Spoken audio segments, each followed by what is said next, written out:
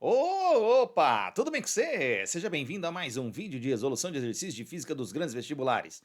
Eu sou o professor Guma e esse aqui é o canal do Prof. Guma, o canal que ajuda você a resolver exercícios de maneira didática. Senhoras e senhores, bem-vindo à resolução do vestibular Albert Einstein 2021. Você é novo por aqui? Se inscreve no meu canal, dá um pulo em playlists, vai por mim, dá um pulo em playlists e dá uma fuçada. Vai ver a quantidade de exercícios de vestibular que tem gravado. E olha que esse canal aqui não tem nenhum ano de existência, hein?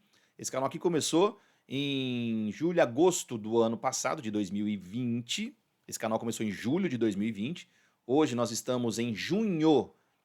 Que julho? Em agosto de 2020, fala direito. Agosto de 2020 nós começamos esse canal, oficialmente. E hoje nós estamos em junho de 2021, não tem nenhum ano. Olha a quantidade de vídeo que tem gravado aí nesse canal, dá uma olhada. É, parceiro, tudo num lugar só. Bora pro exercício de hoje? Bora lá então, alguma, já fez a propaganda. Essa questão é uma questão de ótica sobre refração da luz. Interessante aqui que vai envolver dois conhecimentos ali da refração. Você lembra o que era refração? Refração é a passagem da luz de um meio para o outro, e aí ocorre a mudança na velocidade desse meio quando ele muda de um meio para o outro, né? E aí, veja bem, vamos dar uma olhada primeiro no texto e depois a gente discute essa questão. Dois raios de luz monocromático de mesma cor, então quer dizer que é o mesmo raio, tá? Quer dizer que é de mesma frequência, na verdade, não necessário o mesmo raio, mas de mesma frequência. 1 e 2, tá vendo? Atravessam o bloco transparente imerso no ar, com a forma de um paralelepípedo reto retângulo. Então, esse é um bloquinho, um paralelepípedo, conforme a figura. Então, olha lá. A gente vê que aqui o nosso raio de luz vai aqui na posição 1, bate lá, e veja que ele sai perpendicularmente, né? Você já sabe o nome disso aqui ou não? Isso aqui é uma situação bem peculiar de refração. A gente vai falar sobre isso. E a situação 2, ele entra aqui, pum, e refrata para cá. Beleza. Já entendeu qual que é aquele lá ou não? Isso aqui é a situação. Esse raio aqui, eu vou te ajudar. Esse raio aqui ele se chama rasante. E quando ele sai rasante? Quando isso acontece?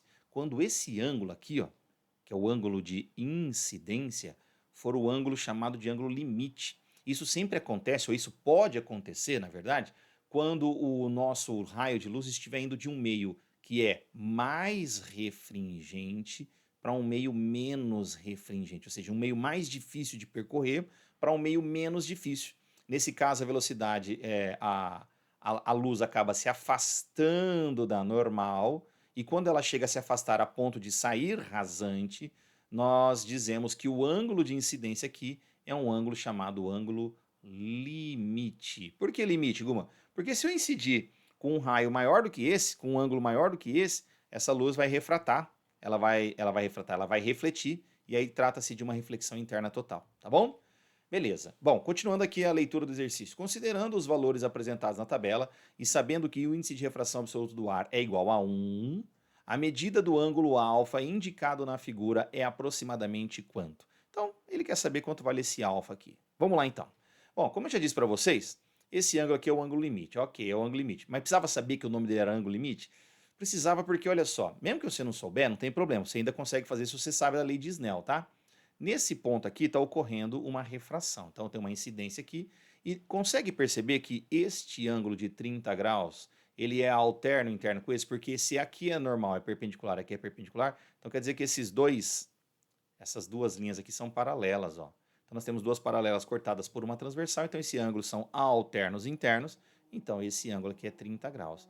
Esse ângulo aqui é o ângulo de incidência, vou chamar de I1. E aqui, esse ângulo de 90 graus vai ser o I2, tá bom? Então, se você não sabe, você pode aplicar a lei de Snell. O que diz a lei de Snell? Que o índice de refração do meio 1, que é de onde a luz vem, vezes o seno de incidência do ângulo de incidência, seno do ângulo de incidência, seno do ângulo de incidência, é igual a N2, que é o meio para onde a luz está indo, vezes o seno do ângulo de refração, que a gente chama de I2. Então, o meio onde a luz está é o primeiro, e o ângulo da incidência. Depois o meio para onde a luz vai, que é o N2, e o ângulo da refração. Então, neste primeiro caso, então na situação do raio 1, vamos primeiro falar do raio 1, tá? Vou aplicar a equação da lei de Snell para o raio 1. É só você usar aquela equaçãozinha ali. Mas, se você sabe que ele é um ângulo limite, aí eu aproveito já para lembrar você a equaçãozinha. Se você sabe que esse ângulo aqui é o ângulo limite porque o raio saiu rasante, você já pode usar, se você sabe ela de cabeça, a equaçãozinha do seno do limite. O que que é o sem limite? O que que é sem limite? Sem limite é você pegar o menor, o índice de refração do meio de menor valor, sobre o índice de refração do meio de maior valor. Tá bom?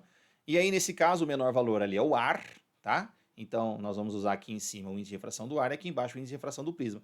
Se você já sabe que aquele ângulo é limite, você podia usar essa equaçãozinha. Mas se você não sabe, ao substituir os dados na equação da lei de Snell, você chega nessa relação do mesmo jeito, combinado? Então eu vou fazer usando, porque já já eu vou usar a lei de Snell. Você deve estar pensando, mas usa a lei de Snell que eu quero ver como é que fica. Eu vou usar para o raio 2. Então eu vou aproveitar aqui para fazer esse usando a formulinha do ângulo limite. Então vamos lá. Seno de 30 graus é igual ao índice de refração do menor, que nesse caso é o ar, que é para onde a luz vai, né? Eu já vou pôr 1, sobre o índice de refração do bloco, do prisma. Não é um prisma, é um bloco, vou chamar de bloco, é um paralelepípedo, né? Seno de 30, ó, o exercício deu aqui seno de 30, ó, 0,5, tá vendo?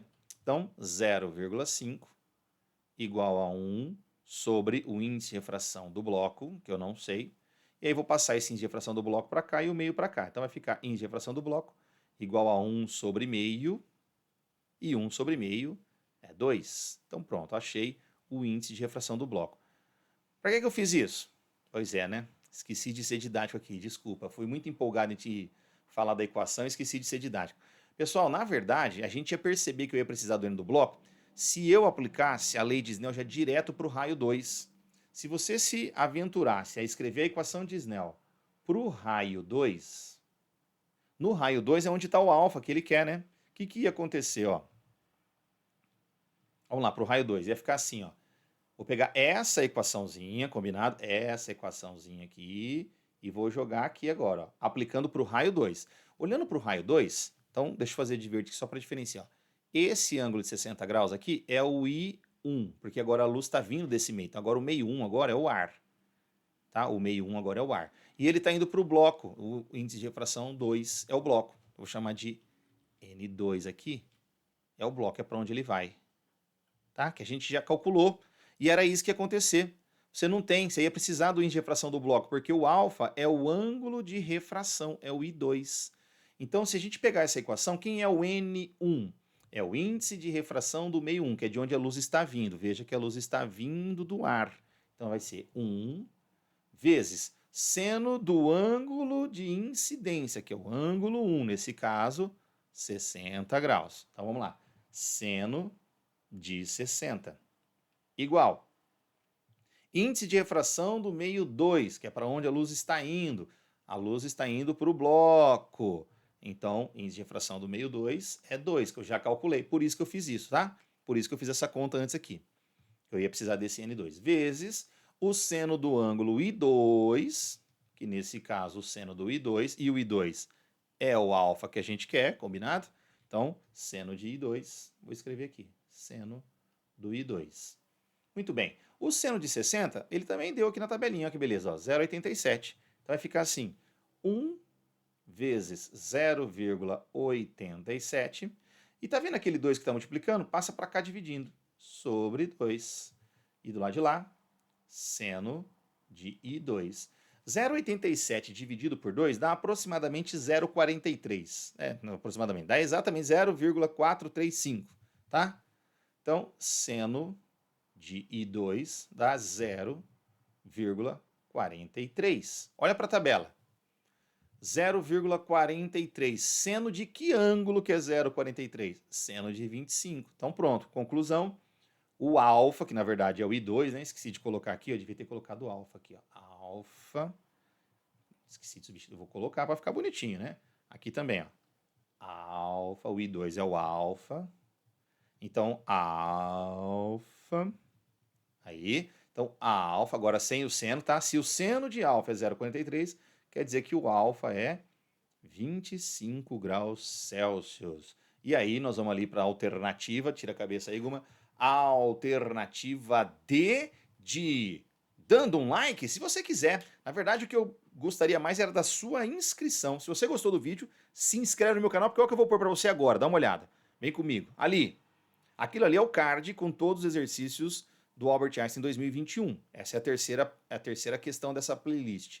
Aqui, o meu rostinho da inscrição, que você clica aqui, paga e fica credenciado para assistir todos os vídeos do meu canal. Aqui 2 vídeos de sugestão sobre lei de Snell que já apareceram em outros vestibulares. Aparecem. Obrigado por ter ficado até aqui. Bons estudos. Fiquem com Deus. Tchau.